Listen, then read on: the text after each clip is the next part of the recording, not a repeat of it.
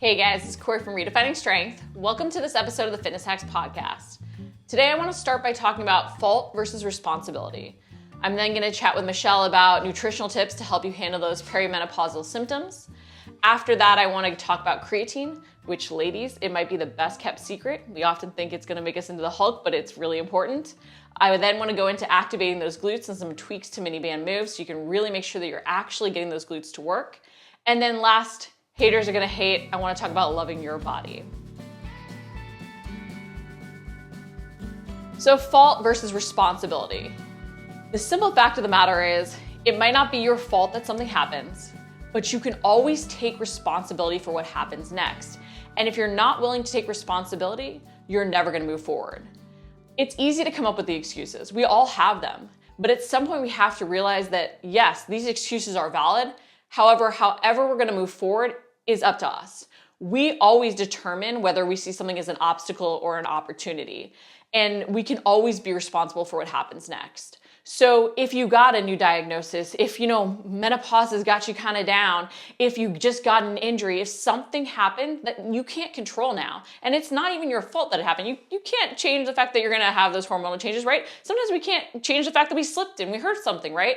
We're not at fault for what happened, but ultimately we can either say, oh, I'm injured now, I can't do anything, and that's the responsibility we're taking for it, or we can say, hey, I can now dial in my nutrition a little bit more, or hey, I can take things back to basics and work on this foundation even though I'm injured, or hey, I can find ways to move forward no matter what, right? It is our responsibility to decide how we are going to handle things. And this can be a little overwhelming, right? It's easier to blame things. We don't want to be at fault, so to speak, because it feels like we're at fault for what happened. We don't want to have to even take responsibility for the actions moving forward when it's not as fun, or it seems really challenging, or there doesn't seem to be a way forward based on what we've always done. However, we have to recognize that that's what keeps us stuck. That's what takes away agency from ourselves. Because really, we have to remember it is our choice, and that's empowering. Yes, we could fail. Yes, we might not be where we want to be. Yes, we might have to take that step back, but it is always our choice. There's always opportunity to learn, grow, and improve and move forward. So accept responsibility, because only we can change our future. And I think it is really key that we do really truly own and recognize that we choose how we react, okay? I've seen people in the same situation be like, I'm injured, now I can't do anything. They gain 20 pounds, they end up in a worse situation. Or I've seen people say, hey, I'm injured, but I can change my nutrition, but I can now work on this foundation, and they come back even stronger. Yeah, sometimes because of shifts, we don't come back stronger. We aren't yet running marathons again, but we could find something else that we really enjoy. We have responsibility for ourselves, and that is a great thing, guys. So remember, while it might not be your fault that something happened, you can always take responsibility for what happens next, and you need to take responsibility for what happens next. You can choose to see it as an obstacle or an opportunity, so feel empowered knowing that you can make your future better, brighter, healthier, happier. So when we're talking about fault versus responsibility, you can't always control what happens, but you can always control what happens next based on how you choose to perceive things. All right, so if someone is entering the perimenopausal stage of life, and I've had multiple clients say, my body feels like it's going berserk, what can I do? I wanted to talk with you, Michelle, about some nutritional tips that clients can implement to help with some of those symptoms and what they can even expect as they see these hormones shifting. Yeah, absolutely. So one of the big things that I see is oftentimes I get clients who are just very frustrated with results and things changing, and everything just seems not to be working anymore. And this is all going to come, no big surprise, it's all going to be caused by hormone shifts. But these shifts just aren't these little swings, right? They're big shifts where all of a sudden you can have your highest highs and your lowest lows during this perimenopausal state. And a lot of times I get clients who are like, do I need to get tested? Do I need to figure this out? If you're having the symptoms, I would say as soon as you have the symptoms, let's start addressing your nutrition right now. And a big thing that I like to kind of sell, I guess, when it comes to changing up nutrition during this time is eventually you are going to hit that menopause stage. So utilizing this time not only is going to help your symptoms, fortunately, it's not going to get rid of all your symptoms, but it's going to help lessen your symptoms, but it's also a good way to start incorporating and learning those new eating habits that you're going to have to maintain later. So while your eating may still have to have some adjustments because you're going to have some highs, you're going to have some lows, still getting in the habit of working towards more of what your post-menopause diet is going to be beneficial for you. And the very first thing that I am always going to recommend clients focus on is their protein first. So really just making sure that we are going to be increasing our protein intake a little bit higher than what we've been used to. And it's been kind of this thing where for a long time it was like, oh, you sat down for dinner and you had a giant piece of steak. Well, that steak would go to the man, right? That would go to the spouse, the husband. But what we've learned is women actually need way more protein than what we realize, especially during perimenopause and menopause times. So really, this is the time where we get to be selfish and we get to keep the big steak on our plate. So when we have these hormone fluctuations, we are often going to be in this catabolic state. So our body's going to be breaking down muscle. It's going to be harder to actually building that muscle. So making sure that we're bumping up our protein is not only going to kind of protect that lean body mass that we have, but hopefully even make it so we're still able to build and grow and signal that kind of that muscle protein synthesis to occur. And especially during this phase, we have a lot of clients coming in who will be like, I'm gaining weight around my middle and I've never gained weight before there. And increasing your protein can help maintain that lean muscle mass, which can help keep that metabolic rate higher. And it can also help make sure that you aren't necessarily gaining more belly fat than you want, because who wants any? Yes. And the other benefit too is a lot of women are going to be like, oh, I'm gaining weight. I need to cut calories, need to cut calories. But if we keep the same caloric level and all we did was shift our macros so that we are going to have a little bit more protein, there is going to be the thermal effect of food. You're going to be burning a little bit more. So it's also that benefit of you're actually going to be burning a little bit more, just digesting that extra protein. And then we're not getting into this vicious cycle that I think many women hit when we hit perimenopause, where they just are like, I have to cut. And then they hit full menopause and they're like, oh, I have to cut more. And we get to this dangerous low calorie level where metabolic adaptation is going to occur. We have clients that are eating 800 calories coming in and they're like, I'm not losing, I'm not in a deficit. And it's like, well, you got to now retrain your body a little bit, but that first focus on protein can really help so that you are building that lean muscle and not necessarily putting on fat during that process a little bit more to be able to restore that metabolic health. Yeah. And I do think a lot of women don't even realize that estrogen itself does have that muscle protein synthesis benefit. And so when we do start to drop, that is one of the reasons why it does become a little bit more difficult to put on muscle. So we do have to it's not impossible. And I'm not saying it is, because I hate when people use these things as excuses as to why they can't do something. It's just really being a little bit more cognizant and focusing on the protein. It's meeting your body always where it's at, right? Change requires change. And so if we're focusing on protein, maybe we're working towards that 30% protein minimum of our daily calories coming from protein. What else can we sort of tweak in our diet to help handle some of those symptoms, see results? So a big thing that I recommend that I don't think really is out there enough or is advertised as enough as it should be is actually focusing on antioxidants. And the reason behind this is with those huge hormonal shifts that we all deal with when we hit perimenopause, it actually comes with those mood swings. Anxiety and depression are a big component when we hit perimenopause. Not to mention, let's be honest, most of us, our body image is going to tank a little bit because all of a sudden our body's just looking different and clothes are fitting differently, and that can affect just our mindset itself. So really making sure that we are focusing on antioxidants that are going to not only help fight against that oxidative stress that our body's going to be under, but also making sure that we are using them to be able to kind of use as mood boosters too.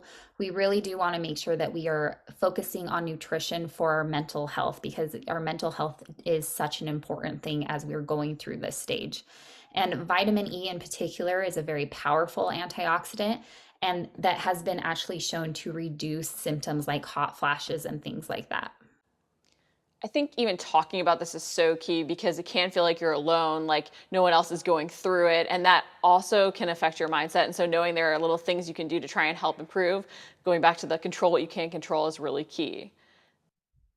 Yeah, and I think you hit it on the head too when you said just talking about it. Understanding that other women are experiencing the same things and they're all experiencing these anxieties, these depression, these mood swings where you're like, what is going on with me in my life? And it's kind of helps so you're not getting into just a pity party where no one, I'm a party of one, no one has been here, no one has dealt with this. But it really is a stage that many women are dealing with and having to go through. And it's okay to not be okay some days. It's okay to have those days where you just feel off and you're kind of struggling. But it's important to recognize where those feelings may be coming from. And as silly as it may be, because I know in the moment when you're feeling like crap, you're not thinking like, oh, it's because my hormones are shifting and everything's kind of going crazy in my head. But if you can even kind of connect those dots a little bit, it makes things just a little bit more, I guess, so that you feel like you can endure things a little bit better. And the symptoms of perimenopause can start a lot earlier than a lot of people expect. And especially for women who do have those symptoms start earlier, there can be increased risks, especially in terms of like bone mineral density and other things like that. So I know there's some new like nutritional strategies we can implement to help with some of those things. Can you touch a little bit on that as well? Yep. So calcium and vitamin D are going to be a big players when it comes to making sure that we are combating those bone loss that really does occur. Osteoporosis is a huge thing. And I know this is something that a lot of people have kind of focused on when it comes to women health has always been bone health. And if you're like me when you were younger, it was like, oh, bones, like, okay, I'm good. I don't need to worry about stress fractures. I'm good. I have this under control. I lift weights. I do the right things. But you really just aren't absorbing the calcium even enough and adequately enough. And this is really where vitamin D comes into play. So even if you have a high dairy, you're eating all the calcium options that you can, whether it's from plant sources, dairy sources, it's really going to be that vitamin D that's going to keep you from actually absorbing the necessary calcium to make sure that we are having strong bones. And we want to make sure we have strong bones so we're not dealing with those hip fractures and breaks that occur that really set you back not only on your nutrition journey, your physical health journey, but it can be really mentally breaking when you are dealing with an injury that is going to limit you so much. So, a big thing is making sure that you're focusing on that vitamin D as it's going to help absorb the calcium. And one of the things I hear often is, "Oh, but I live where it's sunny. I'm close to the sun. I'm outside all the time. I make sure I spend at least 2 hours outside in the sun." That's not good enough. And I always hate when I'm shattering people's like kind of dreams and hopes that way because they're like, "But I'm so good because I make sure I'm outside." One, the sun is not always going to be at the appropriate levels that you are actually going to be absorbing vitamin D from it. Two, aging of your skin plays effect on how much you're going to actually absorb from the sun. So just relying solely on your sun exposure is not going to work because you're most likely going to be dealing with older skin and just not getting actually as much as you believe you're getting. So, really making sure that you're focusing on food sources. But when it comes to vitamin D, there's really not a lot of great food sources. So, this is really where I recommend supplementing with both calcium and vitamin D. Because again, you're going just to ensure that you're filling those nutritional gaps, which is why we supplement. It's not to take it place of whole food sources, but it is just to make sure that we are covering those gaps. And another big thing too is, and I know we mentioned it, but I'm going to bring it back to vitamin D has also does play a huge role when it comes to our mood swings. So really making sure that we're getting adequate vitamin D is going to be important there too. And the big thing is both calcium and vitamin D needs increase when we age, and this is why is because it is so important to make sure that we are protecting that bone health, and because it's actually harder for us to absorb the amounts that we need. I love these tips. They're something we can start implementing right away, right? Focusing on protein, making sure we're getting antioxidants, even adding in those little supplements. We can go on Amazon and get them, right? But with all this, none of it's going to be an overnight fix. No. And this is kind of the bonus tip, right? Really make sure you're being patient, because even if you are given a macro ratio that you feel great on for a period of time, your hormones can shift and all of a sudden you can not be hitting things as well at that ratio. And this doesn't mean that all of a sudden it's not working or all of a sudden your ratio has been wrong the whole time. It usually just means that your hormones have shifted. So we need to just change things, because you're going to have highs, you're going to have lows. And with that comes, sometimes you're going to respond better to carbs and sometimes you're going to respond better to fats, because that is what happens when our estrogen and progesterone kind of wane. Is we tend to be more fat adaptive when we are dealing with lower levels. I would do a fake cough to cover this, but this is why we track, right? Because then you can see, hey, this ratio did work, but now it's not working even though I'm still hitting it consistently. Or you can notice if you stop being quite as consistent, which can happen as well, right? We can get a little comfortable and then get a little less, consistent in terms of how we're doing things. But by tracking, you can then adjust your macro ratios as your body changes, because nothing does work forever. Yes. And like I said, it really is just important for you to recognize that and realize the why behind it.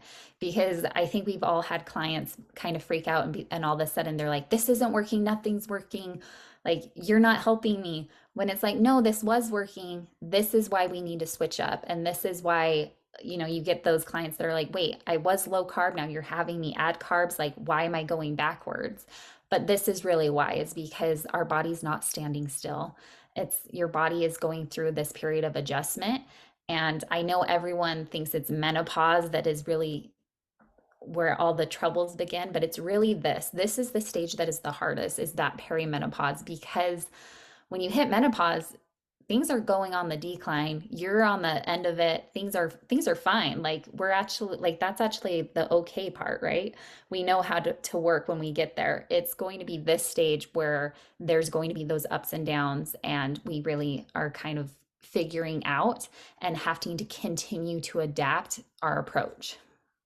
So if you are feeling the symptoms of perimenopause and your body feels like it's gone a little berserk, try these 3 nutritional strategies, but also just remember to give yourself grace. Your body is changing. You're going to need to adjust. It might be frustrating at points, but reach out, because other women are going through this as well.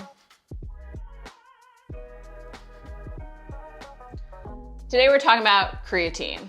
And ladies, do not think that this is going to make you bulky.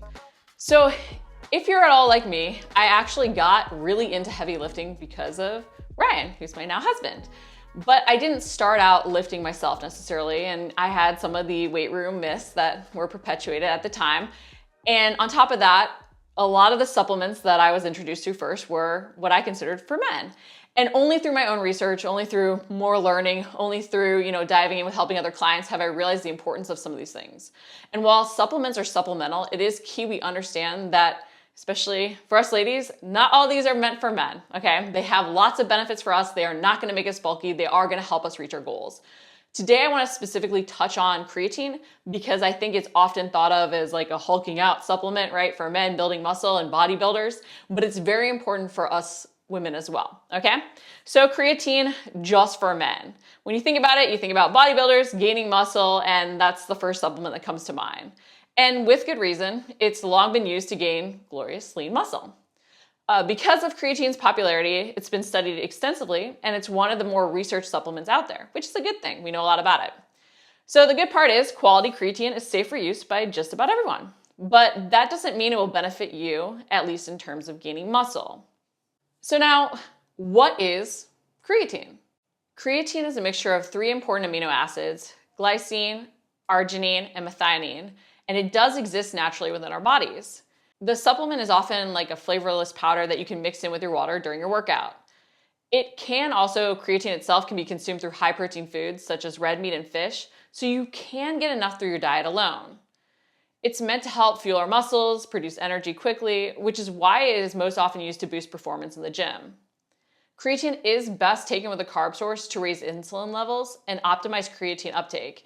into your actual muscles, and it can be taken pre or post workout, but is most often recommended to be used within an hour of exercise. Part of why creatine can often be feared is because it can cause water retention. It is key you drink enough water to ensure proper cellular hydration, but you will gain water weight with it. That's part of what helps you grow your muscles, but people can fear that fluctuation on the scale. So now, what are the benefits of creatine? If you're eating enough red meat, if you're eating enough fish, you can easily get enough through food. So the question is, why would you then supplement? I mention often that the group that needs creatine supplementation the most are elderly, vegetarians, and even women, because these groups tend to not get enough through diet alone. Also, because of getting older and becoming less able to utilize proteins efficiently and some of the breakdown that happens as we get older, it can be even more important that we increase our intake. So while it's been proven to help with gaining muscle and boosting performance, there are also a lot of health benefits that aren't as frequently discussed by the so-called bros at the gym. Talking about creatine and its other benefits. Creatine can increase strength and power, increase work capacity, improve body composition, reduce the muscle mass loss with age, reduce bone loss, reduce fatigue. It can also improve metabolic health and improve brain functioning. So creatine can improve strength and power because it serves as an energy reserve for the body during short, intense bouts of exercise. It literally increases energy levels in your muscles by increasing phosphocreatine, which leads to an increase in ATP production. And ATP is the energy supply you need to work harder and increase your strength and power output. It can also increase your work capacity, which means you can not only get more work done in less time, aka you get more out of your workouts, and maybe even not have to feel them as if they're as hard. So you still feel them, but they just don't feel as hard. Because your power and strength and work capacity see improvements with creatine, you can train harder and get more out of your training sessions. This is often why we see that greater muscle gains and therefore better body composition changes with people who do supplement with creatine or make sure they get enough. One study actually found that an extra 2 to 4 pounds of muscle gained during a 4 to 12 week program was possible with creatine supplementation. It's also interesting to note that men tend to see bigger increases in lean body weight gains, while women don't see a statistically significant weight gain, okay? So if you're fearing weight gain, you won't see a ton of weight gain, but we might actually see more fat loss from creatine supplementation. So the fear that creatine might make us bulky, well, it might actually be the opposite. We might actually find that it has more benefits, which I'm going to get into in a second, but might help with fat loss. Because creatine can improve muscle growth and strength, it also helps us retain lean muscle as we get older and stay stronger, which is so key because we can be at risk for fractures and falls and muscle mass loss. This muscle mass retention due to creatine supplementation may also be why it can help with bone loss as we get older. It can also be key that we combine that creatine supplement with weight training if we want to see those results. So don't just think we can out-supplement our actual training routine, not to mention we can't out-supplement our diet. Creatine can help lower levels of depression as well by improving levels of neurotransmitters such as dopamine and serotonin. And creatine supplementation, when paired with an antidepressant in studies, actually showed it augmented the positive effects of the medication. So I'm not saying to get off your medication or anything like that, but I do think it's really interesting to note that it can have that positive effect on our mood and state. And for proper brain functioning, creatine was also especially valuable for vegans and vegetarians because they're probably not getting enough from their diet alone due to not consuming red meat or fish, okay? So now next, what are the downsides of creatine? In terms of the downsides, weight gain, there's potentially some stomach issues that they have found, especially for people that bloat easily. It's expensive and you can get enough through your diet, and not all supplements are created equal. So before you supplement with creatine, it's key that you often do recognize this weight gain when you see that increase on the scale. And it's not just because you're gaining muscle, which is a nice side effect, but also because of the water weight that's gained during supplementation. And this is actually part of the process that helps you gain muscle and fuel your workouts. So just to note, it is not fat being gained when you see that fluctuation quickly up on the scale with creatine supplementation. You want to just note this because if you are bothered by those scale fluctuations, you may want to consider whether or not you really need creatine supplementation, especially if you are getting enough through your diet. Another common fear with creatine is whether or not it will impact your kidneys. Studies have actually refuted this, although if you do have kidney issues, you always want to make sure that you're addressing any sort of health concern and you might want to avoid supplementing with creatine. The other fear is that creatine may cause diarrhea or cramping, and while this isn't common, you always want to watch for how you respond to anything and make sure you're increasing your water intake with increases in creatine consumption or even protein consumption.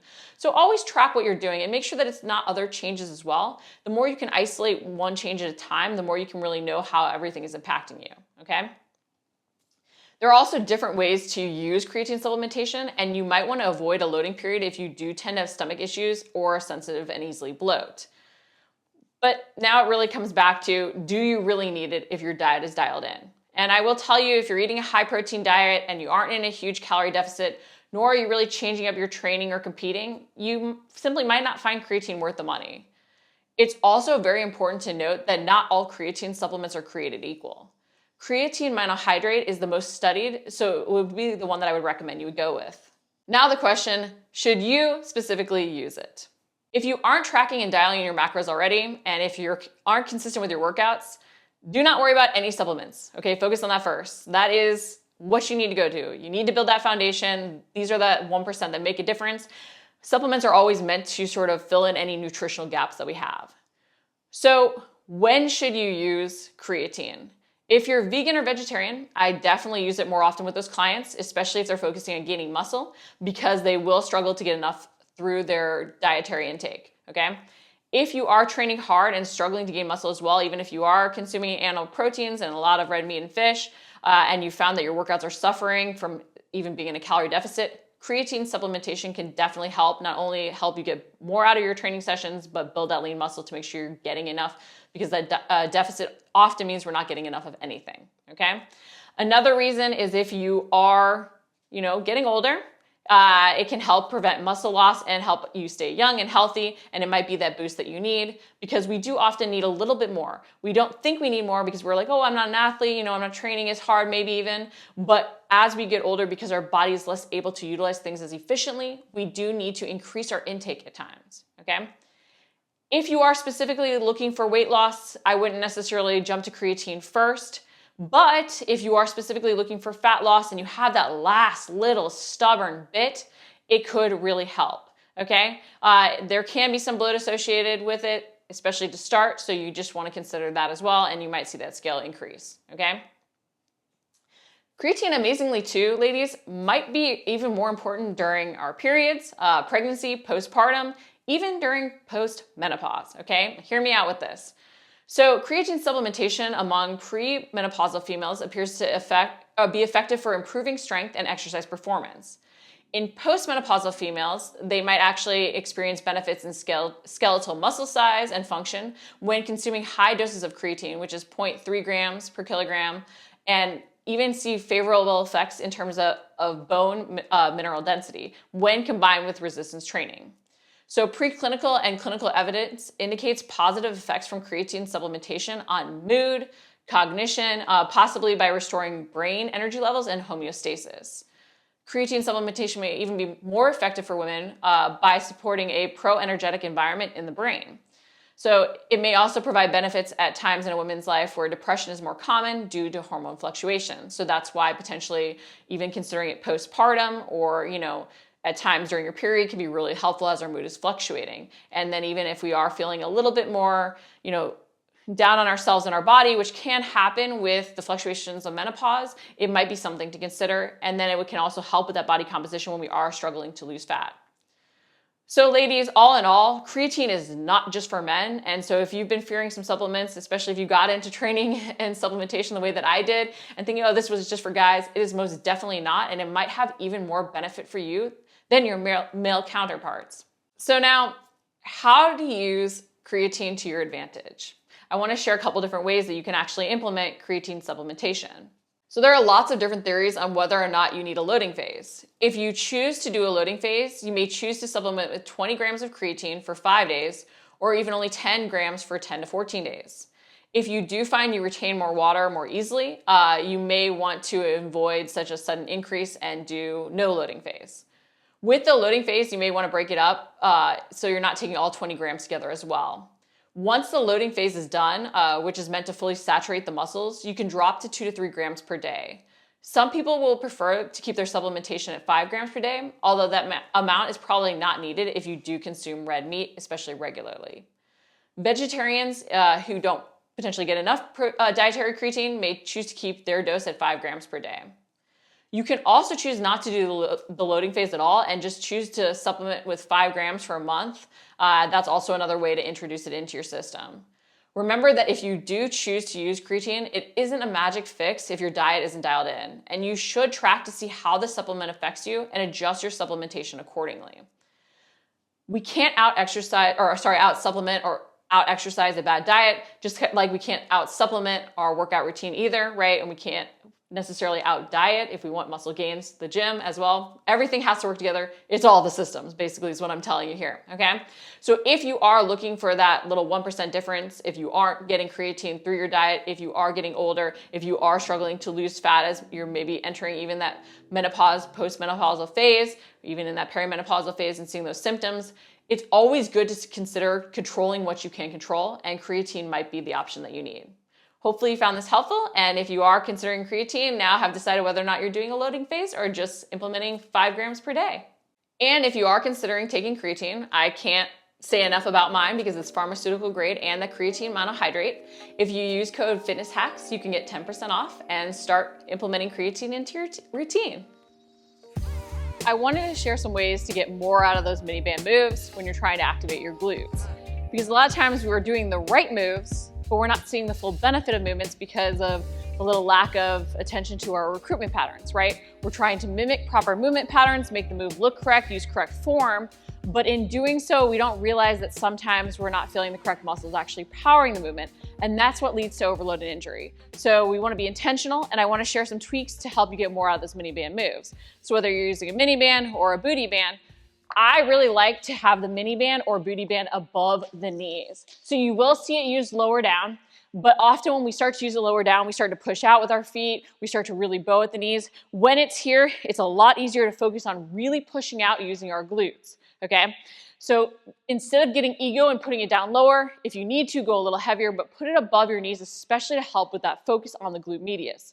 Now, if you're doing any sort of forwards, backwards walks or side to side walks, and you're going like, woo, it burns, and you're rubbing right here, that is not your butt cheek, okay? That is a TFL compensating. You want to think about the side of your butt, okay? The side of your butt really working, even putting your hand there when you're doing these things to feel it. And then when you're doing this move, think about leading with the glutes, okay? So don't even focus necessarily on pushing out of the band because that's where we can get bowing, rocking out on our feet, and that's where we start to compensate more. Also note, are you turning your toes out to either overuse your piriformis or feel your TFL? But note, where do I feel working? And then you can even use that cue of putting your hands. Put the band above to start, okay, especially to help you establish that mind-body connection. If you only have one resistance, you can always play around with exactly where on your legs as long as you can keep that focus. But putting it there can help you focus on leading with your glutes when you do this. And then focus on pressing the entire foot into the ground, whether you're walking forwards or whether you're walking to the side. Be conscious, am I starting to rock out? Am I starting to push with my knees instead of actually using those glutes? Even as weird as it sounds, trying to think about pushing your heel out just a little bit more than your toe can really help because the TFL contributes to external rotation in our lower leg, so that toe turning out. So that little slight internal rotation, not going pigeon-toed or anything crazy, but that little slight thing about leading with your heel can help you prevent actually overusing that TFL and make sure you're using those glutes. So again, if you're doing mini band moves and you're feeling them right here, okay, you're feeling your low back, take things back to basics, go lighter. Remember the purpose of this movement too. When you're doing it for activation to establish that mind-body connection before you go into your runs or your lifts or whatnot, you want to think about making sure that you're actually feeling the glutes work, okay? So that means not fatiguing the muscle. So going light just to create that pump and burn isn't a bad thing, right? We're not trying to fatigue it because if we do, then it's going to be so tired that we're not going to be able to get it to work in the other movements. So remember the purpose here isn't to go super heavy, but establish that mind-body connection. And the stronger, the better mind-body connection you have, the less resistance you actually need to actually be able to feel it because you're focused on contracting that muscle. But focus on pressing down into the ground, leading with your glutes, using that band up higher. If you are listening to this, make sure to check out the video to see the demos of this and really help you cue those movement patterns. Because again, it's not just mimicking proper form, It's actually getting the underlying muscles, those recruitment patterns, the key muscles working to power the movement so we're not compensating. Haters are gonna hate, plain and simple. I can tell you that I get very interesting comments, feedback about myself that I never necessarily wanted on a daily basis. I've been told I look like a man, I'm too skinny, I'm too muscled, I'm doing steroids, I'm sloppy and my hair is frizzy, I don't even wear lipstick. Last year, kind of true. Don't really brush my hair sometimes and I don't wear lipstick. But people are going to share their opinions, okay? We have to focus on pursuing what matters most to us, okay? If you want to look a certain way, if you want certain lifestyle habits, you can't feel apologetic for them. Because A, no matter what you do, there's going to be some critique. I've gotten literally on the same photos, you're too skinny and you're too muscular all at the same time because it's their interpretation of what aesthetic they want, right? So I have to stay true to me. And I'm bringing this up because you're going to get feedback along your journey, whether or not it's, pursuing an athletic goal or an aesthetic goal, or even, how you're pursuing your work-life balance. There's always going to be feedback on that. And it's key to remember that ultimately the only opinion you have to live with for the rest of your life, because you can shun those people, cut them out of your life, whatever else you want to do. The only person's opinion that has to matter is your own, because you have to live with yourself. So I wanted to tie this into our standards of beauty and our feelings about being beautiful. Because a lot of times we do put our self-worth in achieving a specific goal. I will be beautiful when I hit X or Y, Z aesthetic, right? Or, hey, I will be successful when I achieve this, right? We put it in that end result. But ultimately, even achieving that, we won't feel that way if we haven't chosen to feel that way. You have to see yourself as beautiful because you feel empowered through making those changes. You have to see yourself as successful because of how you're embracing being uncomfortable in a new way, right? It is not easy to be comfortable being uncomfortable when we're doing all these different changes, but that's empowering. And so I think recognizing the challenges that we'll face, the challenges we've overcome, the strength we're building through everything, even the fact that we're willing to put ourselves out there is what can help us see our beauty. Reaching a specific goal will never define you, okay? You're just gonna want more when you get there, and that's not a bad thing. That's the beauty of life, that we can always constantly learn and grow and improve. I mean, I look back at videos I shot at the time that I was like, yeah, these are so awesome. They're so much better than they were before. And I look at them like, did I really do that? Right? Because I'm constantly learning and improving. So I'm always going to see the flaws. So the second you reach a goal, A, you're going to start to get used to seeing yourself that way. So it won't look better than anymore. But also you're going to want something else because you now have shown yourself how much more is possible. So remember that believing you are beautiful is A, pursuing what matters to you, right? And when we can confidently pursue something that matters to us, we are going to feel better about ourselves. But also those struggles, the things that feel right now like something you can't overcome, that's what makes you feel empowered. That's what makes you feel better about yourself, proving to yourself your own strength. So people are going to give you their opinions, and you've got to remember that you're staying true to what matters to you, and that our feelings of beauty come from embracing being comfortable, being uncomfortable. They are from overcoming those struggles and from finding empowerment through that. So beauty is more of something that we build through what we've overcome over reaching a certain aesthetic. Confidence is something we build through what we overcome over reaching a specific goal. So as much as we want to have those outcomes, remember to really embrace and celebrate your process, because that is what makes you special. That's what makes you unique. That's what makes you better. And that's what shows you your beauty and strength. There is a wrap on another episode of the Fitness Hacks podcast. Hopefully you guys found it helpful. Share with me what you learned from this episode. I'd love to hear what your biggest takeaways are.